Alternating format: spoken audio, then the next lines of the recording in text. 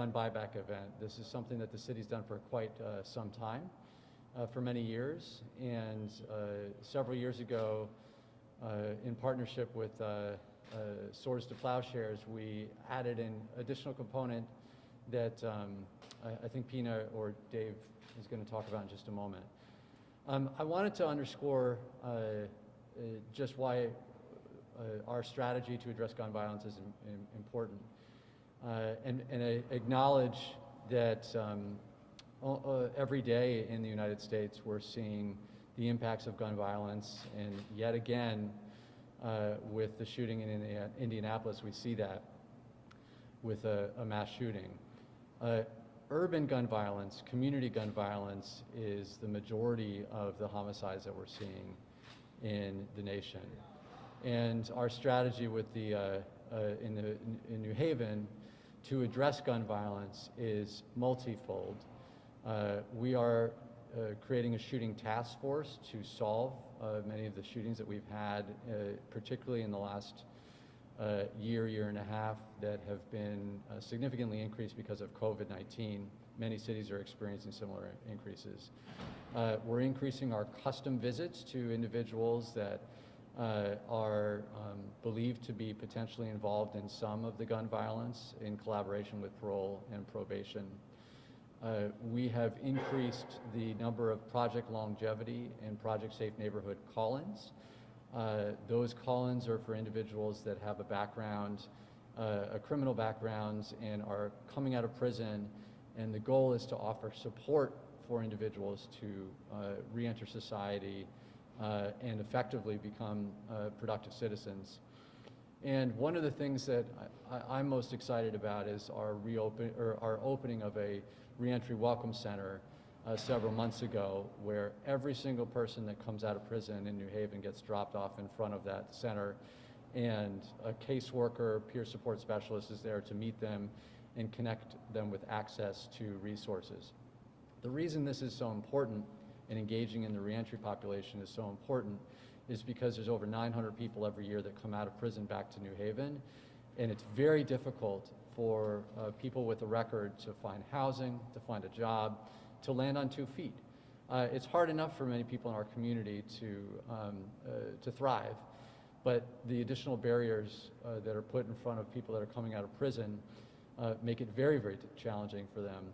And it creates a potential opportunity for them to recidivate. And our recidivism rate in the state of Connecticut is approximately 60% of individuals go back to prison in the first 3 years after they come out. And that is something wrong, and we're working to address. And so this multi-pronged strategy is what we're using to address this. As far as the gun buyback program, this is yet another component of our focus on gun violence. Around 60% of the gun-related deaths in the United States are suicides. And it's important for us to get as many guns off the street, out of the home, as we can. And this gun buyback program is an effective way to give people that opportunity, should they be interested in giving up their gun.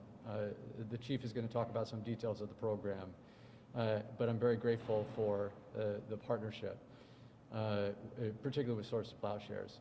And I wanted to just take one moment to thank Senator Blumenthal. He and Senator Murphy and Congresswoman DeLauro have been at the forefront of the initiatives around smart and logical and compassionate gun legislation. And I'm grateful for the fact that Connecticut's delegation is playing a leadership role in the nation and making sure that we're approaching things in a smart and effective way. So I'm going to turn it over to the senator now. Thank you. Thanks, Mayor. Let me just say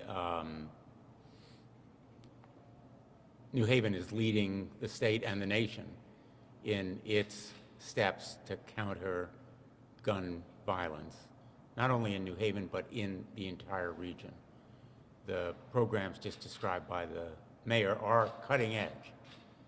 New Haven is at the tip of the spear in this fight against gun violence, and it is adopting programs that really meet the fundamental causes of gun violence, which is so important, causes that are rooted in our community.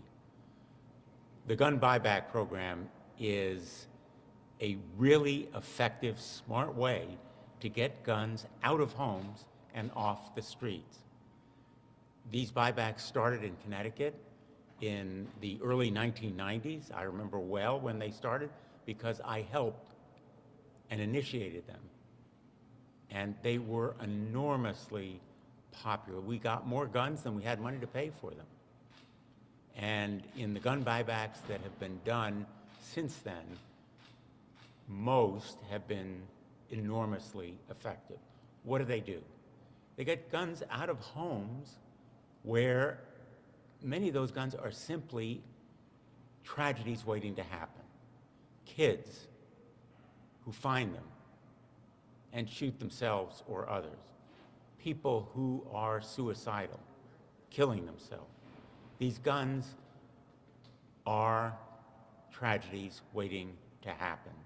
And reducing risk is exactly what this gun buyback program does. At minimal cost, $10 for a BB gun, up to $150 for an assault weapon. Homes are ridden of these menacing weapons, some of them weapons of war, and weapons on the street that are turned into murders and homicide. So this program is one to be commended. I'm looking forward to dropping by tomorrow to see how it's working, as I've done at others in Hartford and Guilford and all around the state where they've been done. Let me say a word about the tragedy yesterday, because we know that the continued carnage in our country cries out for congressional action.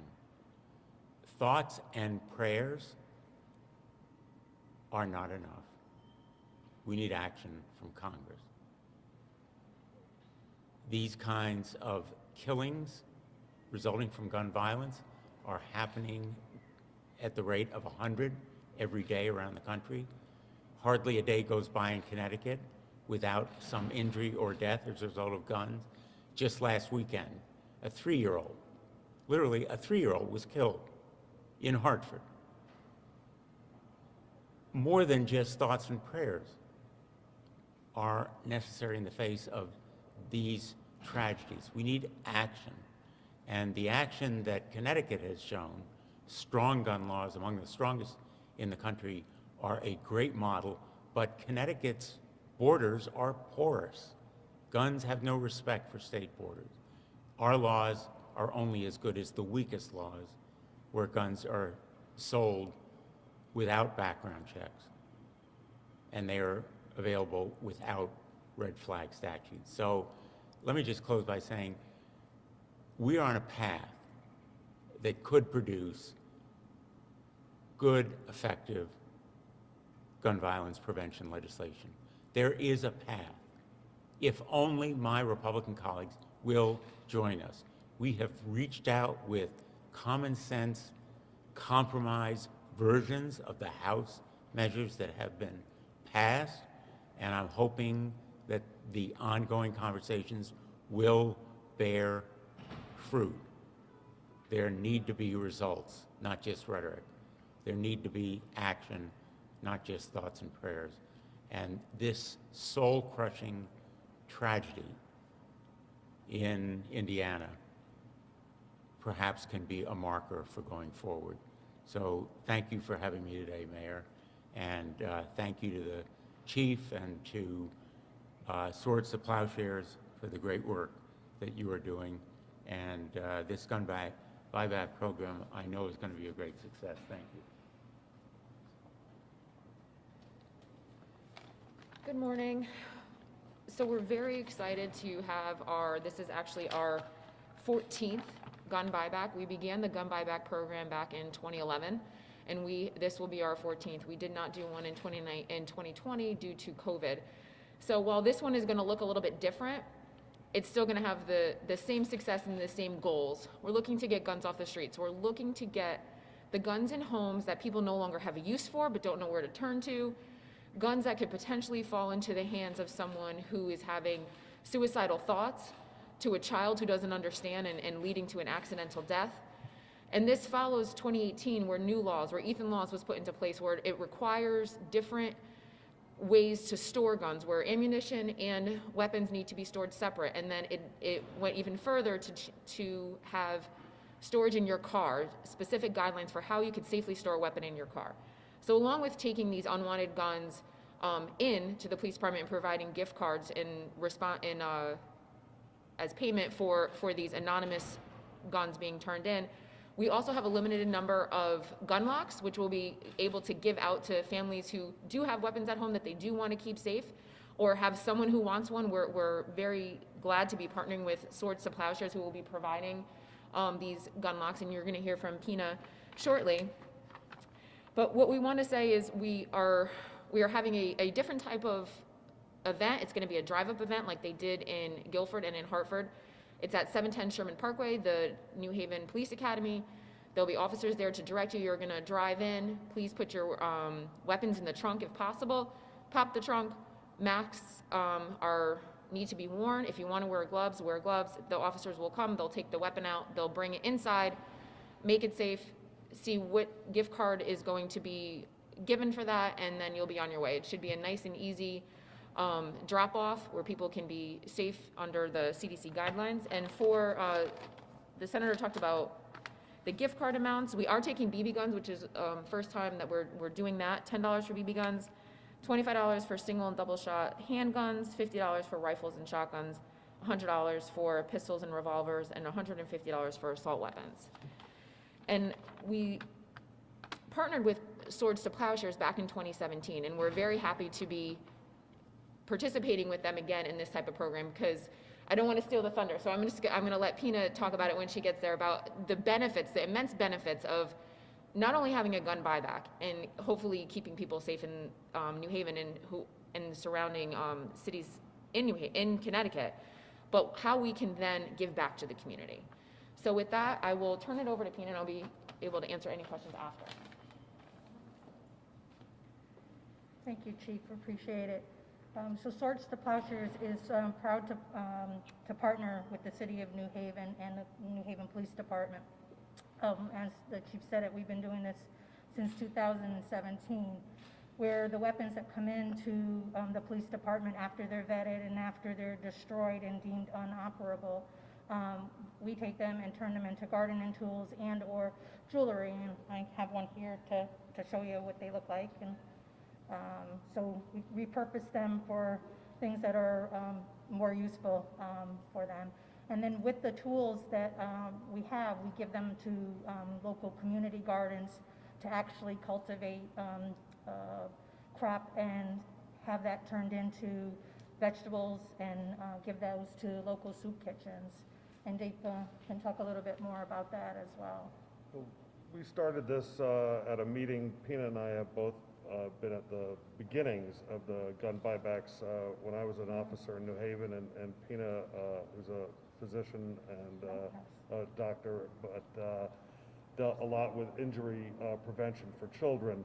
And we thought it was kind of silly to just stop with taking the gun, that there could be, that there are also victims in a sense of other things, including poverty and being hungry. A lot of people are hungry in this community and communities across the nation, and we thought, what a great idea, instead of just throwing this stuff away, that once these guns are chopped up, we can make the gardening tools. And as Pina said, they've gone to ag schools in the city, they've gone to community centers that run gardening programs, and if anyone is involved in such a program, please feel free to get in touch with us, and we will make sure we get you some of these tools, provided you give us a little bit of your crop, and we can get that into some of the soup kitchens and especially houses of worship and homeless shelters that provide for people who are less fortunate than us. One thing I'd like to add